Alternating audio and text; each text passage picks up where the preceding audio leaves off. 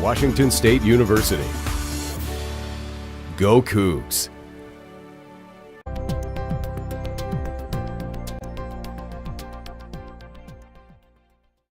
Something else to not ignore are the effect on caregivers. It is difficult to be a nurse. It's almost more difficult to come in as a family member, because now you're taking care of your parents more often than not. It's you taking care of your parents. And not only is it physically demanding, it's unpaid work. You supposedly have a career of your own, you have family to take care of, and now you have family that really needs you all the time. And so care providers are a major component of our research and development program.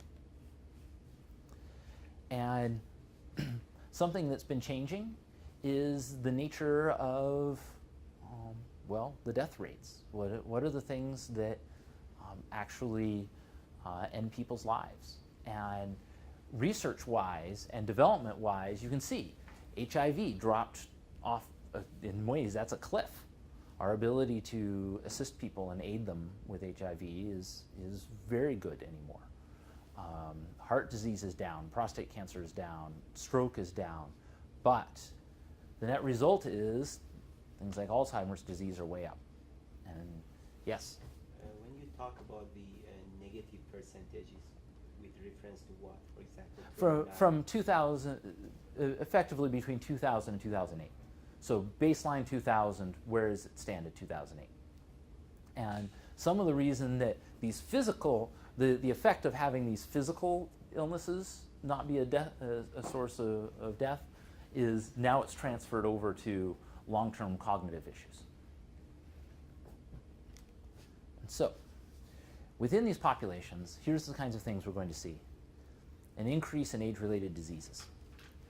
We've done a much better job of identifying things like environmental impact on people, improving quality of food, reducing heavy metals in our water supply, working on the ability to provide medicines for physical illnesses, and now it's transferring into cognitive decline problems. There's been significant rise in the cost of healthcare, and that can be an entire class on its own right.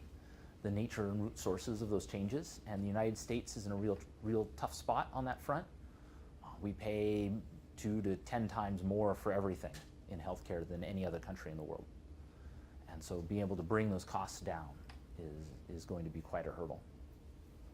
Addressing the shortage of professionals, one person needs to do the work of 4 and 5, and how do we raise the impact of the individual who actually provides healthcare?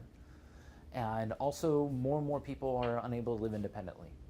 And so, what do? How do we help them? Something I'll talk about off and on throughout the course is a circle of care. These are all the personas involved in the care of an individual's age. The primary one is the person themselves. People want to take care of themselves. We've done it our whole lives once we get to a certain age. My 5-year-old's iffy, but the 10-year-old can go and he can just do almost whatever. And once you start to age and hit a point where you can't take care of yourself, where it's more difficult, you're going to want tools to help yourself. And that's the best. That's what we'd love to have. Clinicians are very definitely involved, professional caregivers, nurses, doctors, other specialists. The family is always definitely in the mix. What is their role? Are they primary caregivers? Are they assisting the clinicians? Are they a point of contact? Are they a decision maker? And then also something not to be ignored, although Costas hasn't really worked on it much, is the administrative and technology groups that are behind the caregivers. How do these organizations run? Who do in-home care? Who do care facilities, long-term care facilities? They need tools as well. What are the kinds of things they need to know? What are the kinds of things that help them make good decisions based around care for seniors? And so, together, we start talking about gerontechnology. And we need to understand that we're addressing sick, the frail, the elderly, informal caregivers, the administrative people, the clinicians, everybody involved. And so when you look at the projects that go on in this summer program, you will see that we are addressing these different kinds of groups and how we do our development and what we're looking at. And so, as a field, gerontechnology is a very definitely interdisciplinary kind of situation. When you look at the people here in this program and their interests, we talked about that last week. Students who are coming in from technical fields, from clinical fields, experimental psych, people from biology. We get people from everywhere. We've had mechanical engineers, sociologists, lawyers. There's all kinds of groups that come in with an interest in gerontech.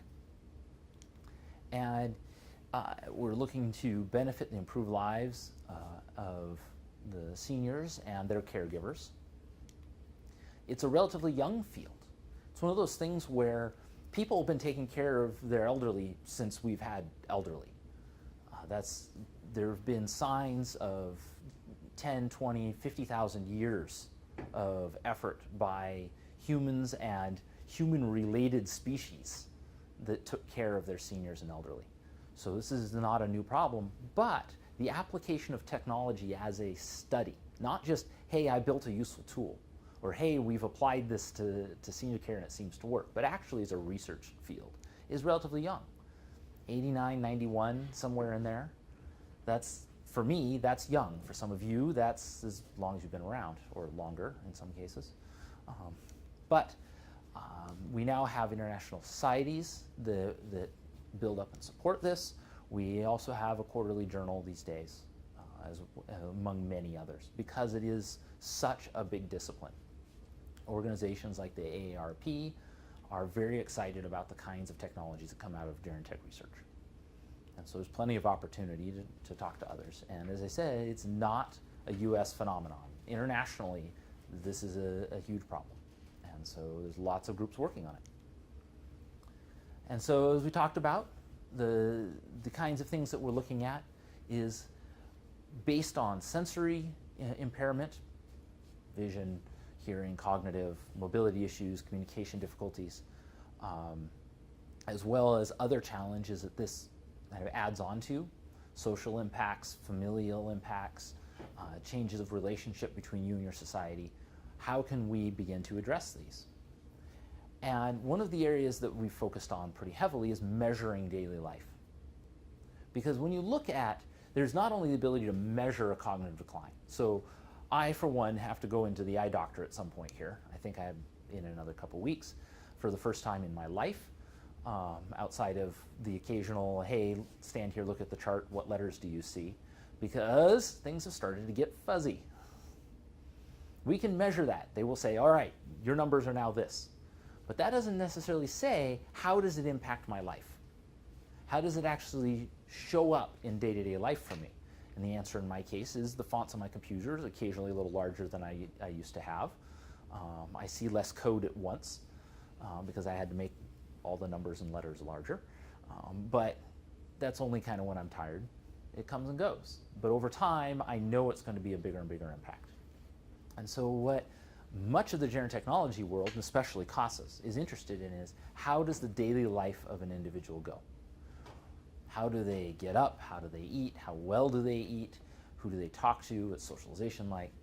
How can we find that functional capability in their daily life? How much is it impaired? How much are they still capable of? And something that we have used to base this around is the activities of daily living, which is something that the field of the clinical world, the nurses, the doctors have used for many, many, many years to talk about, okay, if someone's going to be in their home, what do they have to do to live independently? And so there's the core list of ADLs. Things like, do they take care of their hygiene? Do they eat? Do they dress? Do they get in and out of a bed in a chair? Do they get around? What's their mobility like? All of these kinds of questions are impacted by those physical and mental declines. So if you're able to do the ADLs well, you're still effective as an individual. You can be independent. And what we like is not only the basic ADLs, but there's the instrumental activities where we start talking about kind of higher order kinds of behaviors, where now we're talking about, can you use technology, can you manage your money well? It's not just, can I move it around, can I pile it and stack it? That's the mechanics. Can I tell what bill I'm holding? Is, should I buy something? Should I pay this bill? Should I make these kinds of decisions? And that's a whole nother layer on daily life. So the more of this that we can measure, and the more that we can actually understand about how well someone is doing something, the better kinds of features and tools we can provide them.